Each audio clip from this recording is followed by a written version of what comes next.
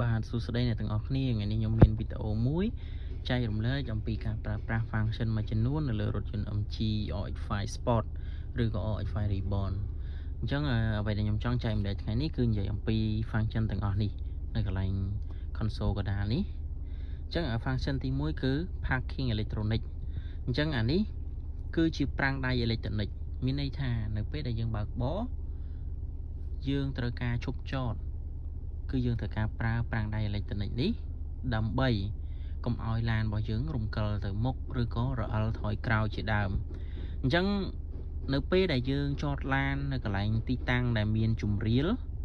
ជាក់ស្ដែងនៅពេលដែលយើងជន់ហ្វ្រាំងឈប់យើងកុំតន់ដាក់លេខនេះទៅទីតាំងអក្សរពេយើងត្រូវការលើកហ្វ្រាំងដៃអេឡិចត្រូនិកនេះឲ្យវាដំណើរការជាមុនសិនអញ្ចឹងមានន័យថានៅពេលដែលយើងចតឡាននៅកន្លែងទីតាំងដែលមានជម្រាលគឺយើងបានដាក់ហ្វ្រាំងដៃអេឡិចត្រូនិកនេះមុនអញ្ចឹងឡានយើងត្រូវបានទប់លំនឹងកុំឲ្យរអិលថយក្រោយឬក៏រអិលទៅមុខហ្នឹងដោយចាប់ហ្វ្រាំង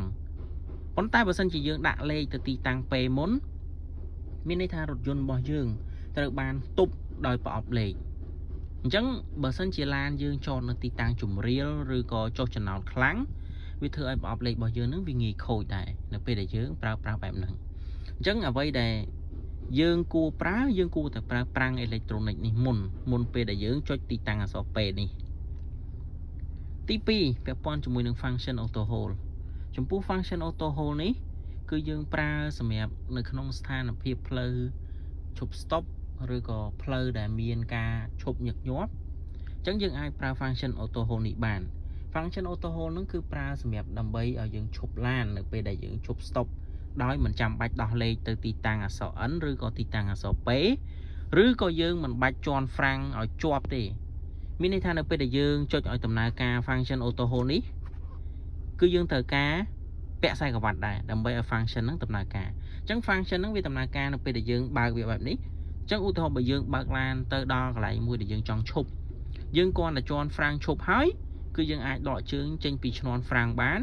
ដោយមិនបាច់ជន់ទៀតទេហើយទីតាំងលេខក៏មិនបាច់ដោះដែរអញ្ចឹងនៅពេលដែលយើងចង់ទៅមុខយើងគ្រាន់តែកងហ្គាវាបន្តិចទៅវានឹងទៅមុខទៀតអញ្ចឹងបើយើងជន់ហ្វ្រាំងឡានឲ្យឈប់មួយសារទៀតឡានរបស់យើងនឹងឈប់នៅមួយកន្លែងទៀតដោយមិនចាំបាច់ដោះលេខឬក៏ជន់ហ្វ្រាំងអញ្ចឹង function auto hold ហ្នឹងគឺប្រើក្នុងស្ថានភាពបែបហ្នឹងប៉ុន្តែខ្ញុំសូមបញ្ជាក់ផងដែរពាក់ព័ន្ធជាមួយ function ហ្នឹងវាដំណើរការបានលុះតែ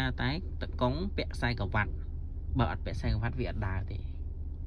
ចំពោះ function មួយទៀតគឺ stabilize control off stabilize control off នេះភាគច្រើនគឺយើងប្រើនៅក្នុងស្ថានភាពផ្លូវរអិលឬក៏នៅពេលដែលយើងជាប់ផុងអញ្ចឹងបើយើងអត់ប្រើ function នេះដើម្បី lock ទេ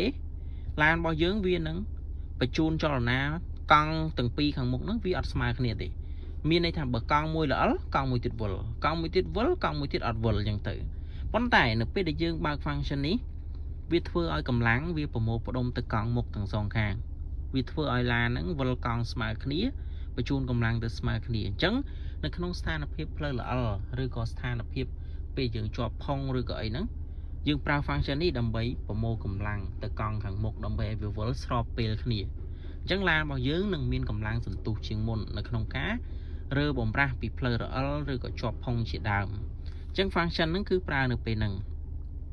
ចំពោះ function រូបឡានចុះចំណោតនេះអាហ្នឹងគេហៅថា hill descent control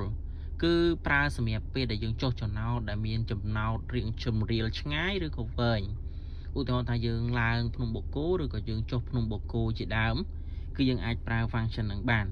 ឬក៏យើងឡើងចំណោត Eon ឬក៏អីហ្នឹងគឺយើងអាចប្រើ function ហ្នឹងបានអញ្ចឹង function ហ្នឹងវាដើរលុះត្រាតាឡានយើងហ្នឹងវាចាប់បានថាចំណោតហ្នឹងវារៀងជម្រាលខ្លាំងឬក៏ទេខ្លាំងទៅ function ហ្នឹងវាដំណើរការអញ្ចឹងនៅពេលដែលវាចាប់បាន system របស់ឡានហ្នឹងវានឹងដំណើរការចាប់ហ្វ្រាំងដោយអូតូទប់ឡានដោយអូតូបន្តិចអញ្ចឹងយើងអត់សូវប្រើប្រាស់ហ្វ្រាំងឈ្នាន់ទេយើងអត់សូវជន់ហ្វ្រាំងខ្លាំងទេនៅពេលដែលយើងបើកឡាននៅក្នុងស្ថានភាពបែបហ្នឹងអញ្ចឹងវាគឺជាគុណសម្បត្តិមួយនៃការប្រើប្រាស់ឡានផងដែរហើយនេះគឺជាប៊ូតុងសម្រាប់បញ្ជាបើកគូតក្រោយយើងអាចបញ្ជាបើកពីខាងក្នុងបានដោយចុចប៊ូតុងមួយនេះអញ្ចឹងបើសិនជាបងប្អូនមានចម្ងល់អីបន្ថែមឬក៏ចង់បានវីដេអូអ្វីដែលនិយាយអំពីរថយន្តបន្ថែមទៀតអាច comment នៅក្នុងវីដេអូនេះបានយើងនឹងធ្វើការចែករំលែកបន្តទៀតអរគុណសម្រាប់ការតាមដាន